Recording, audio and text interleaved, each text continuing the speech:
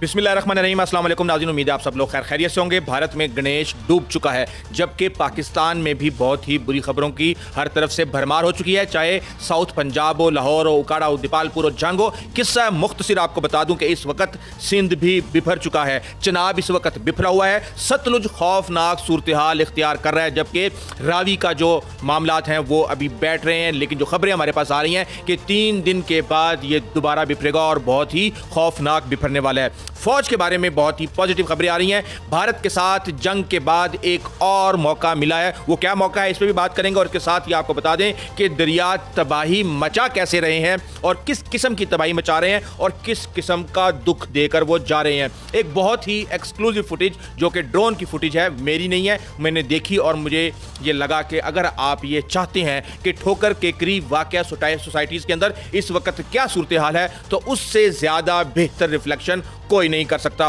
और हम ये देख रहे हैं कि एक दरिया सोया हुआ था, वो भी जाग चुका है और वो है झेलम, और भारत ने उसमें पानी छोड़ दिया है। इसके साथ ही इस वक्त भारत में डैम्स की सूरत हाल क्या है। एक बात आपको बता दूं कि अगर आप पाकिस्तान के अंदर सैलाब के मुस्तकबिल के बारे में जानना चाहते हैं तो आपको भारत में आज की सूरत हाल पर खबर रखना होगी और नज़र रखना होगी, और सिंध में अगले आने वाले हफ्ते में कितना खौफनाक मंजर पेश होने वाला है, इन सब चीज़ों पे बात करूंगा। सबसे पहले आपको बता दूं कि दरियाए झेलम के अंदर पानी छोड़ दिया गया है और इंडियन ऑक्युपाइड कश्मीर की तरफ से ये पानी इंटर हुआ है और अब वहाँ पर भी लेवल बहुत हाई हो चुका है। जब मैंने देखा कि यार इंडिया में झेलम की क्या सूरत हाल है, तो जो तस्वीरें मेरे सामने आई, इस वक्त झेलम रिवर इंडिया के अंदर ओवरफ्लो करने वाला है। जाहिर सी बात है, भारत अपनी आबादियां बचाने के लिए पानी छोड़ेगा, जितना छोड़ने की जरूरत है उतना ही छोड़ेगा और ये फिक्र नहीं करेगा कि पाकिस्तान कितना पानी संभाल सकता है या नहीं।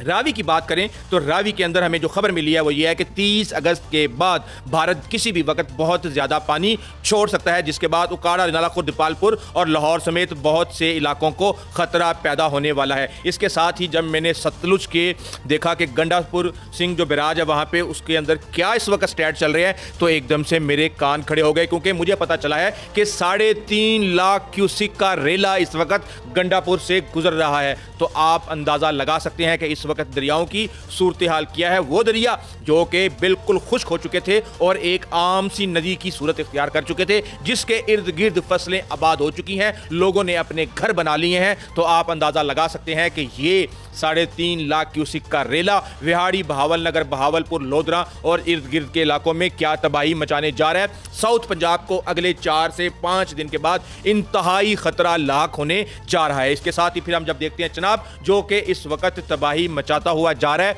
और वो चिन्योट और झंग के मुकाम पे है, जहां पे पानी जो है वो 8 लाख क्यूसिक तक पहुंचा हुआ था और कई जगहों पे देहातों को बचाने के लिए बंद तोड़ने पड़े, पुल तोड़ने पड़े, और वहां पे भी इस वक्त सूरत हाल बहुत ही खौफनाक है। सैकड़ों, सिर्फ झंग के अंदर जो आदादोशुमार है 119 देहात पानी में डूब चुके हैं। अभी मैं आपको बताता हूं कि ये नुकसान किस किस्म का हो रहा है, लेकिन इस वक्त जो सूरत हाल है वो ये है कि मैं आपको पिछले गुज़िश्ता दोनों व्लॉग्स में ये बात कर चुका था कि जनाब ये खान की डैम से 11 लाख क्यूसिक का रेला गुजर रहा है, जिसके ऊपर प्रेशर कम करने के लिए पीछे फालिया की साइड पे बंद तोड़ने पड़े। जब ये नीचे चिन्योट और झंग वाली साइड पे जाएगा तो क्या सूरत हाल पैदा करेगा। बहरहाल ये सूरत हाल बड़ी ही खौफनाक पैदा कर रहा है। लेकिन एक बात मैं आपको बता दूं कि जो दरियाए झेलम में पानी छोड़ा गया है वो त्रिमू के मुकाम पे, चिन्योट से थोड़ा नीचे त्रिमू के मुकाम पे वो आके दरियाए चुनाव के अंदर ही गिरेगा और फिर वो नीचे जाएगा पंजनद पे। ये तमाम पानी जो तमाम दरियाओं से आ रहे हैं ये जब पहुंचेंगे पंजनद, जहां के कहा यह जाता है कि तरंडा मोहम्मद पनाह के मुकाम पे 1932 में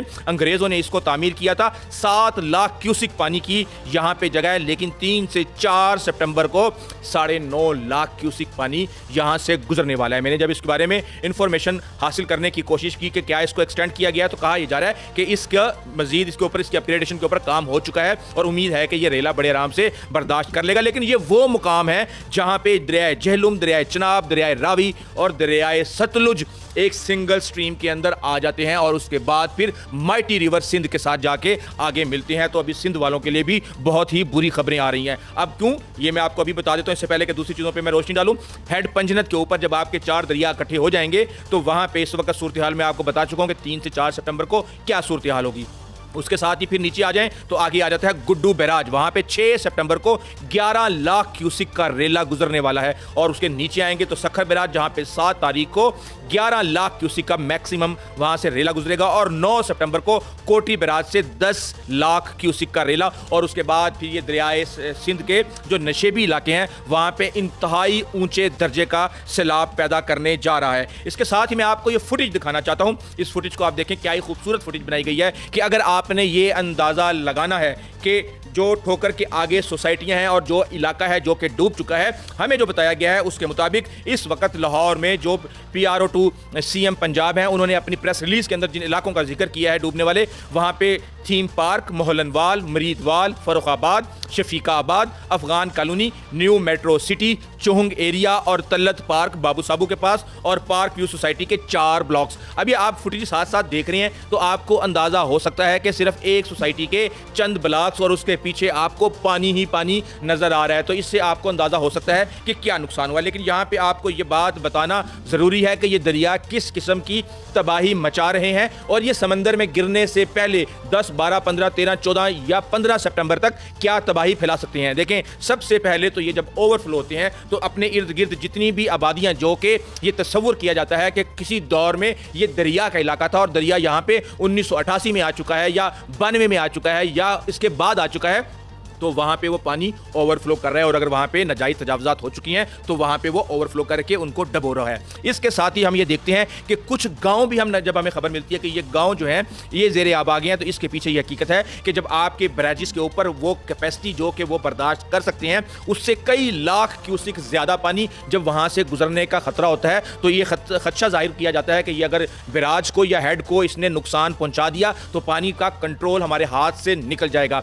इसलिए इसके प्रेशर को कम करने के लिए पीछे से किसी न किसी ऐसे बंद को तोड़ा जाता है और 1 लाख क्यूसिक या 1.5 लाख क्यूसिक पानी इधर उधर निकाल दिया जाता है, जिसके बाद जो शहर हैं वो ज़ेरे आब आ जाते हैं। क्योंकि अब आपको बहुत ज़्यादा आगे ये खबरें भी मिलने वाली हैं, ये कहानियां भी मिलेंगी कि जनाब उस वजीर ने हमें गलत बंद के ऊपर तोड़ के हमें यहाँ से हमें बर्बाद कर दिया। और सिंध के अंदर तो इस तरह की बहुत ज़्यादा खबरें हमें गुज़िश्ता जो सैलाब हैं उनमें सुनने को मिली हैं। और इस तरह ये 2 तरह के नुकसान जो है वो पहुँचा रहा है। लेकिन ये जो नुकसान है ये जिसको पहुँच जाए उसका दुख आप नहीं समझ सकते, क्योंकि ये दुख बहुत ही गहरा है। और जो इस वक्त सैलाब का दुख है वो क्या है कि आप रात को सोए हुए आपके घर के अंदर 5-6 फुट पानी भर जाता है, आपका ना घर खास तौर पे उसके गिरने के खदशात पैदा हो जाते हैं, उसकी नींवों में पानी भर जाता है, उसके साथ आपके जो कपड़े होते हैं वो सारे पहनने के काबिल नहीं रहते, क्योंकि ये जो सैलाब का पानी है इसके अंदर बहुत ज़्यादा गारा और कीचड़ होता है।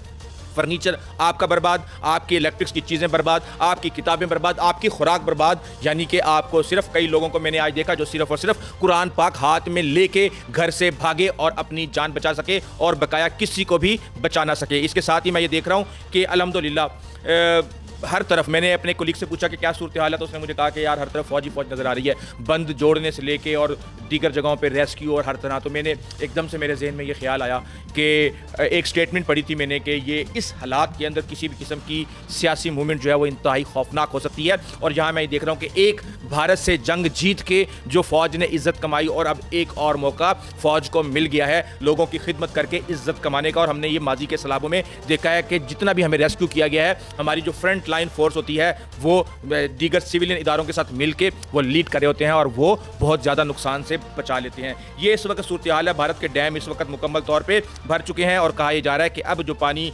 आएगा वो अब नीचे ही आएगा। और इससे बड़ी जो मुसीबत इस वक्त मुझे नज़र आ रही है वो ये है कि अब स्पेल 29 से लेके 3 सितंबर तक और उसके बाद फिर एक और स्पेल 10 सितंबर से पहले आएगा। तो अब जितनी ज़्यादा बारिशें, क्लाउड बस्ट और दीगर चीज़ें चाहे वो इंडिया वाली साइड पे भी होंगी, उसके नताइज हमें भी नीचे आके भुगतने पड़ेंगे जब पानी नीचे आएगा। ये इस वक्त सूरत हाल है। मैं उम्मीद करता हूँ कि आपको इस वक्त मुकम्मल तौर पर जो इस वक्त सैलाब की खबरें हैं, मैंने कोशिश ये की कि इसमें से गोता मार के आपके लिए वो अहम जस्ट लेके आऊँ जिससे आपको हालात का जायज़ा करने में और उसका एनालिसिस करने में आसानी हो सके। अभी तक के लिए इतना ही। आइंदा तक इजाज़त दीजिए। अल्लाह हाफिज़।